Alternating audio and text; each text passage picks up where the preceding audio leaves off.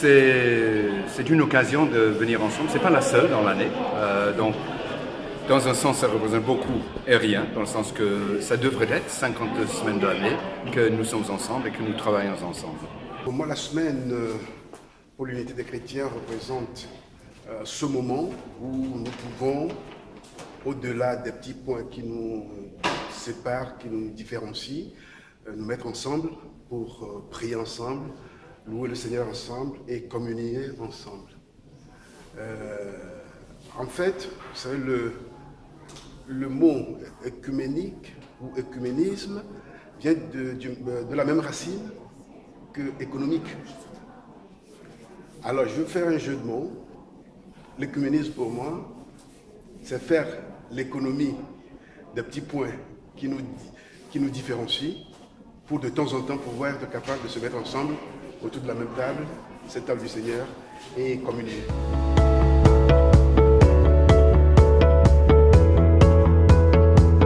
C'est important pour cette raison-là, pour être avec les autres chrétiens. On a été trop longtemps divisés et séparés. Et je pense que quand on peut être ensemble, c'est une bonne chose de louer le Seigneur ensemble et d'avoir aussi un témoignage commun. Venir ici, pour moi, c'était important de à la fois manifester que nous pouvons prier ensemble, chanter ensemble, lire la Bible ensemble, se mettre à l'écoute de la parole de Dieu ensemble.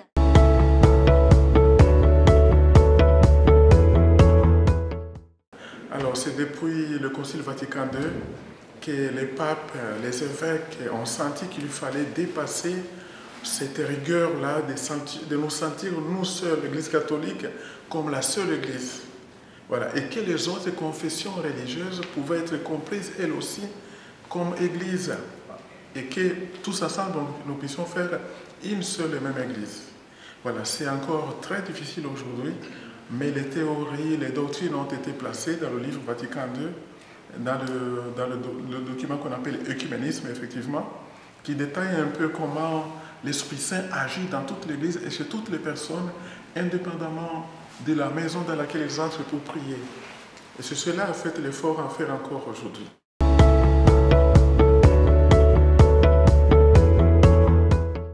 Alors, le point positif, c'est que, quand même, dans l'unité des chrétiens, nous ne sommes plus... enfin, nous parlons. Du moins, nous parlions avant, beaucoup. Il faut reconnaître quand même que les groupes œcuméniques sont en perte de vitesse, mais quand même, nous parlons, nous ne sommes plus dans la violence, comme ça a pu être le cas une époque, mais il faut malgré tout reconnaître, même si nous prions ensemble, même si nous avons des groupes de dialogue œcuménique qui marchent plus ou moins bien, l'unité n'est pas réalisée, nous ne partageons pas la scène ensemble. C'est quand même, je crois, dramatique que des disciples du Christ ne puissent pas partager la scène ensemble, cette scène qui appartient au Christ, que nous ne puissions pas la partager ensemble, que nous ne reconnaissions pas nos ministères d'église en église. Ça, je crois qu'il y a encore beaucoup à faire. Nous ne sommes pas encore réconciliés et je crois que c'est vraiment, c'est ce que j'ai dit tout à l'heure, dramatique pour le témoignage. Moi, des amis me disent, mais vous prêchez l'amour, vous prêchez la réconciliation, mais entre vous, vous êtes divisés. Qu'est-ce que vous voulez répondre? C'est triste. Et comme Frédéric l'a dit dans sa prédication, de se dire quand même qu'on n'est pas encore unis, qu'en cela nous ne sommes pas de bons serviteurs de la parole et de l'Évangile. Et le mur qui a été dressé, là, j'ai trouvé ça très beau comme image de tout ce qui nous a séparés dans l'histoire et de ce qui nous sépare encore. Puisque nous ne sommes pas encore, nous ne nous reconnaissons pas encore pleinement les uns les autres. Et ça c'est vraiment une douleur à vivre.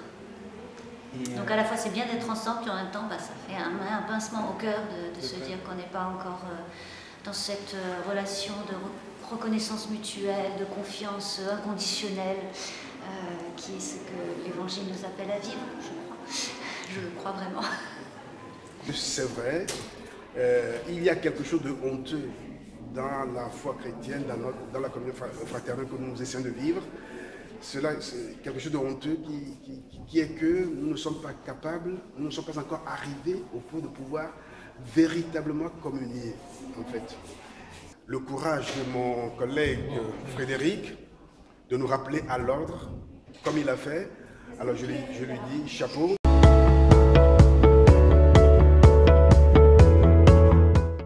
J'ai de trouver une chose qui est marquante. J'ai beaucoup aimé les chorales, hein, donc chorale protestante, chorale orthodoxe, et aussi la prédication, qui nous a bien rappelé à l'ordre qu'il faut travailler ensemble à la réconciliation. Nous sommes réconciliés avec Dieu, donc il veut nous réconcilier les uns avec les autres.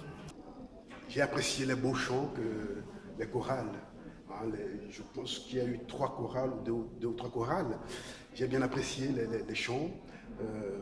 Ça a été des chants bien arrangés, ça m'a plu.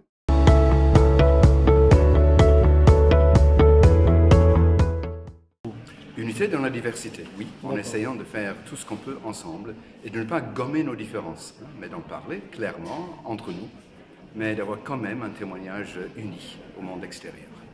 Nous pouvons penser différemment, nous pouvons avoir des pratiques spirituelles différentes, une piété différente, être attaché à des dogmes différents, vivre l'autorité de manière différente en Église. Tout ça, c'est secondaire. Mais nous devons, je crois, vraiment être unis, manifester un visage d'unité, de fraternité, partager cette âme, reconnaître nos ministères successifs, reconnaître que l'autre est pleinement Église du Christ. Et cela, je crois que c'est très important dans le contexte actuel, dans un contexte de division, de communautarisme, de montrer un visage uni et fraternel. Et c'est ce que nous demande le Christ en plus. Cette unité, on n'a pas à la faire nous-mêmes, on a à se laisser faire par ce que Dieu nous donne d'esprit, de la vie du Christ, de son amour, pour se laisser emporter. C'est plus nos réticences qui nous empêchent d'être unis. Parce que l'unité nous est donnée, on n'a pas à la bâtir. C'est un don du Père et il faudrait le recevoir. Mais voilà, c'est aussi toute l'histoire des humains de ne pas savoir recevoir, de ne pas être capable de recevoir ce que Dieu donne. Mais voilà, on essaie d'être encouragés aussi par ces moments, à la fois par le fait de prier ensemble, par le fait d'entendre une parole qui nous rappelle nos manques, nos faiblesses, nos incapacités à être de simples enfants de Dieu ensemble.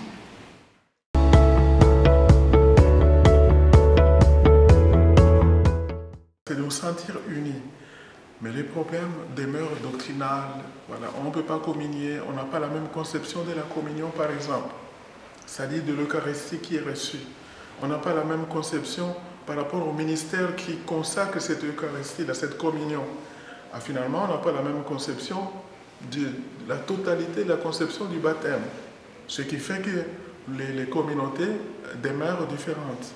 Mais vraiment, lorsque nous sommes rassemblés là comme aujourd'hui, nous sentons la joie d'être rassemblés, mais aussi nous sentons une certaine souffrance, puisqu'encore là, chacun va retourner chez lui, on ne sait pas si on va se revoir. Et déjà, aujourd'hui, le défi est que cette idée de l'écuménisme puisse aller plus loin dans les églises, plus loin, chez les catholiques comme chez les autres églises aussi, protestantes, baptistes et tout ça. Voilà, ça c'est un gros défi, pour que tout le monde sente ce besoin, ce désir de se rassembler, et qu'on diminue cette affaire de prosélytisme, de se combattre, de se valoriser soi-même, mais plutôt de valoriser le Christ qui nous aime à nous tous. Et alors nous tous, chacun, nous sommes témoins partout, nous sommes témoins du même Christ. Et finalement, c'est la même Église. Mais aujourd'hui, dans le cadre pratique, c'est encore, voilà, nous sommes encore dans diverses églises. Donc c'est ce paradoxe-là qui est difficile à gérer aujourd'hui. Mais on va continuer, les églises, les évêques qui sont chargés de tout ça, les commissions, voilà.